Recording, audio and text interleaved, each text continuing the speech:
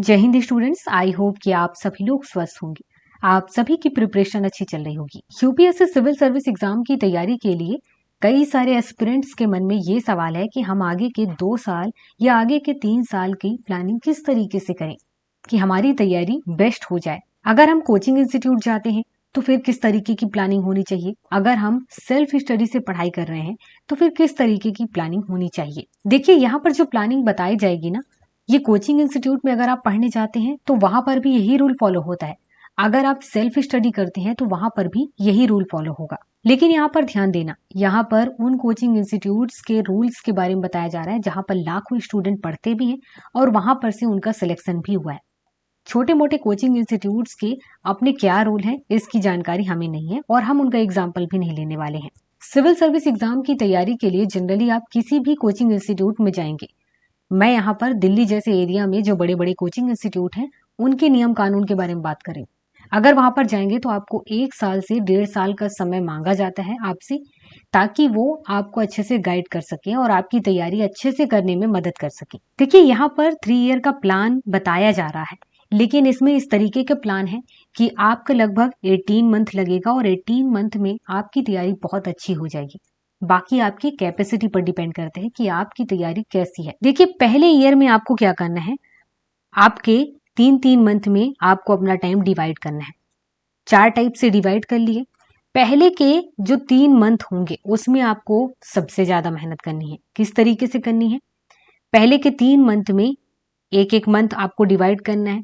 उनमें से जो पहला वाला मंथ होगा, पहले वाले मंथ में स्टार्ट के जो 10 दिन होंगे, आपको कुछ पढ़ना नहीं है अलग से, ना कोई किताब अभी उठानी है। आपको क्या करना है, सिलेबस लेना है, सिलेबस को पढ़ना है और यहां से आप समझ पाएंगे कि कौन कौन से सब्जेक्ट होते हैं। उसके बाद आपको बुक लिस्ट के बारे में जाननी होगी। जैसे ही आप बुक खरीद के ला करके रखेंगे तो यहाँ पर 2 काम कंप्लीट हो गया। इसके बाद आपको एलिजिबिलिटी भी साथ में ही चेक करनी है कि आप इसके लिए एलिजिबल हैं या नहीं है।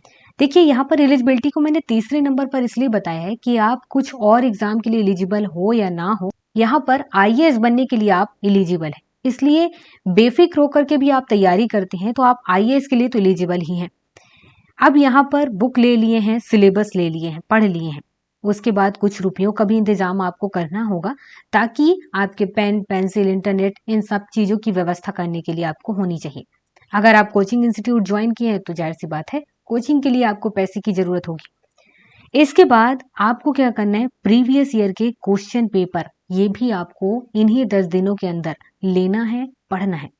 प्रीलिम्स के भी और मेंस के भी, ये दोनों ही पेपर, मतलब कि आपको 2-3 साल के पेपर, प्रीलिम्स के मतलब कि जैसे कि 2023 से लेकर के आप 2018 तक के पेपर देख लें, मेंस में भी 2023 से लेकर के 2018 तक के पेपर देख लें कि किस टाइप से क्वेश्चंस पूछे जाते हैं। इसके बाद अब आपको टोटल पढ़ना है।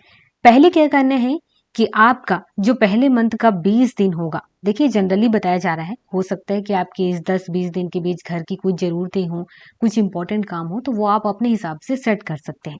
पर जनरली अगर आपके यहाँ सब कुछ अच्छा चलता है तो आपको इस टाइप से फॉलो करना होगा कि स्टार्ट के 20 दिन और अगले महीने के जो 30 दिन है, टोटल मिलाकर के 50 दिन लगभग आपको देना है एनसीईआरटी में।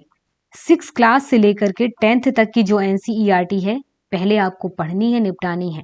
कौन कौन से? Polity, history, geography, environment, science, economic, ये सभी सब्जेक्ट के 6 से लेकर के 10th तक के पढ़ लें। और लास्ट में आपका 11th और 12th का भी है, तो 11th-12th का भी आपको एनसीईआरटी पढ़ना होगा, लेकिन पहले आपको इनको निपटाना है। और इस तरीके से पढ़ना है कि आपको चीजों को समझना है, ऐसा नहीं किताबें पढ़े और हटा दिए। पॉलिटी में संसद क्या है, ये चीजें आपको एनसीईआरटी से समझ जानी है। ये भी समझना होगा कि न्यायपालिका क्या है। अगर आप हिस्ट्री पढ़ते हैं तो आपको समझ में आना चाहिए कि पाषाण युग क्या है, या फिर हड़प्पा सभ्यता क्या था, या फिर स्वतंत्रता आंदोलन क्या था, ये आप एनसीईआरटी से ही समझ जाने चाहिए। जियोग्राफी में नदियां कौन सी हैं, कहाँ से निकली हैं, नदियों के बारे में हम क्या जानते हैं, ज्वालामुखी क्या है, या फिर विक्षोभ क्या है, ये सब चीजें पता होनी चाहिए। ऐसे ही इन्वायरमेंट, साइंस एंड इकोनॉमी के साथ है। जैसे ही एनसीईआरटी कंप्लीट हो जाएगा, अब आपको डेली न्यूज़पेपर पढ़ना है। ये डेली न्यूज़पेपर तब तक पढ़ना है जब तक आपका फाइनली सिलेक्शन नहीं हो जाता है। तो ये आपको अपनी आदत में डाल लेनी है। इसके बाद सीसेट पर भी आपको फोकस करना है और यहाँ से वो चीज भी स्टार्ट हो जाएगी। 2023 में जिस तरीके से एग्जाम में क्वेश्चंस आए थे सीसेट के, तो यहाँ पर आपको भले ही पास होना है, लेकिन आपको यहाँ पर मन लगा करके यूं समझिए कि डेली 1 घंटा सीसेट को भी देना पड़ेगा जब तक आपका प्रीलिम्स में सिलेक्शन नहीं हो जाता है। और इसके साथ ही अब बात करते हैं सब्जेक्ट के बारे में। लगभग 60 से 70 दिन आपको हिस्ट्री को देना होगा और इसी में सबसे ज़्यादा टाइम भी लगता है। इसी चीज़ को समझने में भी टाइम लगता है क्योंकि हिस्ट्री अपने आप में सबसे बड़ा है। हिस्ट्री 4 पार्ट में बटा हुआ है। पहला है वर्ल्ड हिस्ट्री, इसके बाद है इंडियन हिस्ट्री में एंशिएंट, मिडाइवल, मॉडर्न हिस्ट्री। ये चारों पार्ट को आपको पढ़ना होगा क्योंकि प्रीलिम्स में भले ही 3 पार्ट से क्वेश्चंस आते हैं, लेकिन मेंस में सभी पार्ट से क्वेश्चन आते हैं। तो आपको यहाँ पर हिस्ट्री को सबसे पहले चाहे तो पढ़ सकते हैं, क्योंकि अगर आप हिस्ट्री पढ़ लेते हैं तो पढ़ाई के लिए आपको बार बार रिवीजन भी करना होता है, तो टाइम टाइम पर आप इसे रिवीजन भी कर पाएंगे। दूसरी चीज है, जैसे ही आप हिस्ट्री कंप्लीट कर लेंगे तो फिर आपको 30 से 45 दिन देना होगा पॉलिटी। एग्जाम्पल लेते हैं कि एम लक्ष्मीकांत का बुक आप लेते हैं। बेसिक चीजें आपने कंप्लीट कर ली हैं, लेकिन बहुत सारी इंपॉर्टेंट चीजें हैं जो एम लक्ष्मीकांत में है, और किसी किताब में आपको मिल जाए तो बात अलग है, पर जनरली आपको सारी चीजें उसी किताब में मिलेंगी। एम लक्ष्मीकांत अगर आप फोकस से पढ़ते हैं तो भी आपको 30 से 45 दिन लग ही जाएंगे। ये पॉलिटी पढ़ने के लिए, समझने के लिए काफी दिन है, आप समझ जाएंगे, पढ़ भी लेंगे। और डेली आपको 1 घंटा सीसेट में, 1 घंटा न्यूज़पेपर में, ये आपको कंटिन्यू डेली करना है। तो इसके बारे में हम आगे बार बार बात नहीं करेंगे। इसके बाद 30 से 45 दिन आपको इकोनॉमिक सब्जेक्ट में देना है। इसके लिए आपको बुक लेनी है। अब यहाँ पर ध्यान देना, आपने 3 सब्जेक्ट यहाँ पर कंप्लीट किया है, इकोनॉमिक, पॉलिटी, हिस्ट्री। जैसे ही आप ये सब पढ़ लेते हैं और नेक्स्ट वाले में जाएंगे, जैसे कि साइंस की तैयारी आप करेंगे, जिसमें आपने अपना 30 से 45 दिन दिया हुआ है कि इन 30 से 45 दिनों के अंदर आप साइंस की तैयारी करेंगे। तो यहाँ पर आप साइंस की तैयारी तो करेंगे ही करेंगे, सीसेट और न्यूज़पेपर तो पढ़ेंगे ही पढ़ेंगे। आपको 1 से 1.5 घंटा डेली इन सब्जेक्ट को रिवीजन के लिए भी देना होगा। इसका मतलब ये है कि आपके पास इतना समय भी नहीं होगा कि आप कहीं पर खेलने चले जाएं, कहीं पर घूमने चले जाएं। इसके बाद नेक्स्ट आपको 20 से 30 दिन देना होगा इन्वायरमेंट में। इसके बाद जैसे इन्वायरमेंट कंप्लीट होगा तो आपको लगभग 40 से 45 दिन जियोग्राफी में देना है। इसके बाद 20 से 30 दिन आपको सोसाइटी में देना है और इसके बाद 20 से 30 दिन आपको सिक्योरिटी में देना है। और नेक्स्ट है आईआर, इंटरनेशनल रिलेशंस।